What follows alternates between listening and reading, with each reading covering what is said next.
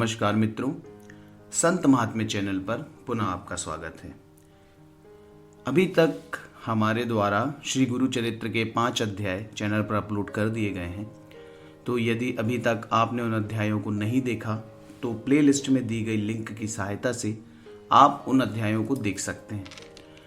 मित्रों, आप सभी से निवेदन है कि यदि अभी तक आपने हमारे इस चैनल को सब्सक्राइब नहीं किया है तो कृपया हमारे इस चैनल को सब्सक्राइब कर हमारा उत्साहवर्धन करें, ताकि इसी प्रकार और भी संत महात्माओं की जीवनी और उनकी सीरीज़ हम आपके लिए ला सकें। तो आपसे पुनः निवेदन है कि हमारे चैनल को लाइक करें, सब्सक्राइब करें और यदि पसंद आए हमारे वीडियोस तो उन्हें शेयर करें। तो चलिए शुरू करते हैं श्री गुरु चरित्र का अध्याय 6। नामधारी ने सिद्ध योगी से कहा, महाराज, श्रीपाद श्रीवल्लभ द्वारा किस प्रयोजन के लिए तीर्थ यात्रा की गई? वे गोकर्ण क्षेत्र क्यों गए? सिद्ध ने कहा, हे शिष्योत्तम, दत्तात्रेय का श्रीपाद अवतार भक्तों को उपदेश देने, उन्हें आध्यात्मिक दीक्षा देने और उनका उद्धार करने के लिए हुआ था। तीर्थ स्थल आध्यात्मिक केंद्र हैं। ऐसे पवित्र स्थान पर उपदेश या दीक्षा देने से बेहतर प्रभाव पड़ता है। अतः श्रीपाद श्रीवल्लभ लोक कल्याण हेतु तीर्थ यात्रा के लिए निकल पड़े। अनेकों तीर्थ स्थान होने के पश्चात भी गोकर्ण क्षेत्र की महिमा बहुत महान है। वहां भगवान शंकर सदैव आत्मलिंग रूप में विराजमान रहते हैं। वह शिव भक्ति का संयुक्त सिद्ध पीठ होने के कारण अधिक पवित्र है। यह आत्मा को शिव की ओर ले जाने वाला सबसे प्राचीन स्थान है। यहाँ का शिवलिंग महाबलेश्वर के नाम से प्रसिद्ध है और स्वयं प्रथम पूज्य गणपति ने इसकी स्थापना की है। इस स्थान की कहानी कुछ इस प्रकार है। कैकसी, जो कि रावण की माता हैं, वे शिव की पूजा किए बिना भोजन ग्रहण नहीं करती थी। एक दिन उन्हें पूजा के लिए शिवलिंग नहीं मिला, इसीलिए उन्होंने रेत से शिवलिंग तैयार कर उसका पूजन किया। यह देखकर रावण का मन उदास हो गया। माँ, मैं तुम्हारे लिए शिवजित सहित संपूर्ण कैलाश पर्वत ही लेकर आऊंगा। ऐसी घोर प्रतिज्ञा करके रावण ने कैलाश की ओर प्रस्थान किया और अपने 20 हाथों से वो कैलाश पर्वत को हिलाने लगा।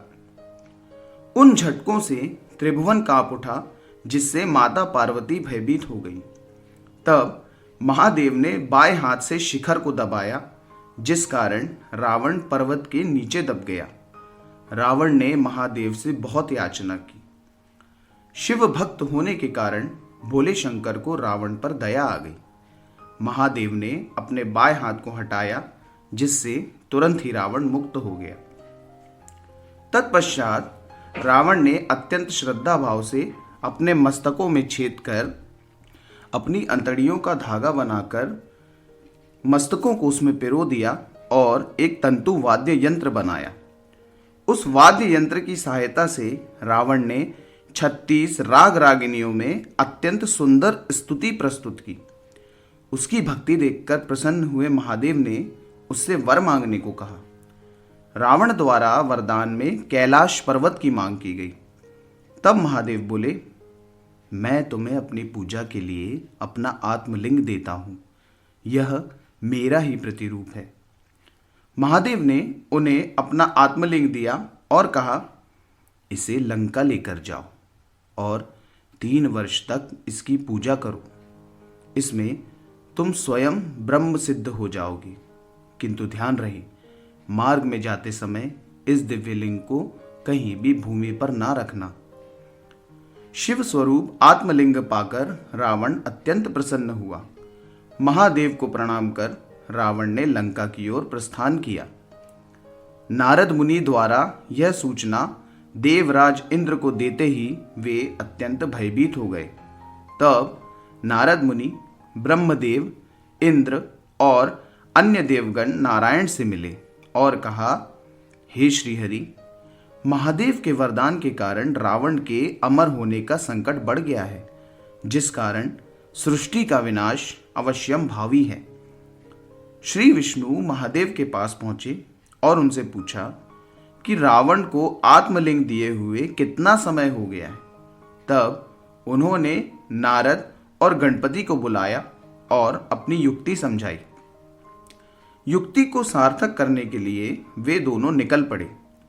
नारद मुनि रावण के पास पहुंचे और शिव के आत्मलिंग को प्राप्त करने के लिए उनकी बहुत प्रशंसा की। यहाँ विष्णु जी ने अपना सुदर्शन चक्र सूर्य की ओर छोड़ा और सूर्यास्त का आभास कराया।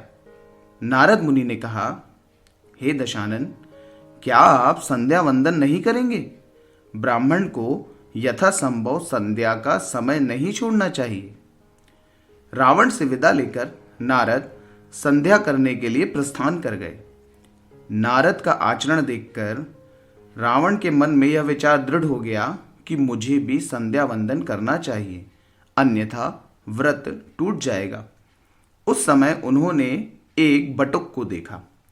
वास्तव में गणपति द्वारा ही बटुक का रूप धारण किया गया था। रावण ने विचार किया, यह ब्राह्मण कुमार भोला लगता है, संध्या वंदन होने तक इसे ही आत्मलिंग की देखभाल करने देता हूं। ऐसा सोचकर रावण ने उसे पुकारकर अपने पास बुलाया और सहायता करने का अनुरोध किया। तब बटुक रूप धारण किए हुए गणपति ने कहा, लंकेश्वर, आप संध्या वंदन कर शीघ्र वापस आ जाना। तब तक मैं इस शिवलिंग को अपने हाथ में धारण करके रखूंगा, किंतु ये मुझसे नहीं संभला तो मैं आपको 3 बार पुकारूंगा। फिर भी अगर आप नहीं आए तो मैं शिवलिंग को नीचे भूमि पर रख दूंगा। इसे स्वीकार करते हुए रावण ने आत्मलिंग को बटुक बने हुए गणपति के हाथों में दे दिया और स्वयं संध्या वंदन करने हेतु प्रस्थान किया। गणपति रावण से कुछ ही दूरी पर खड़े थे।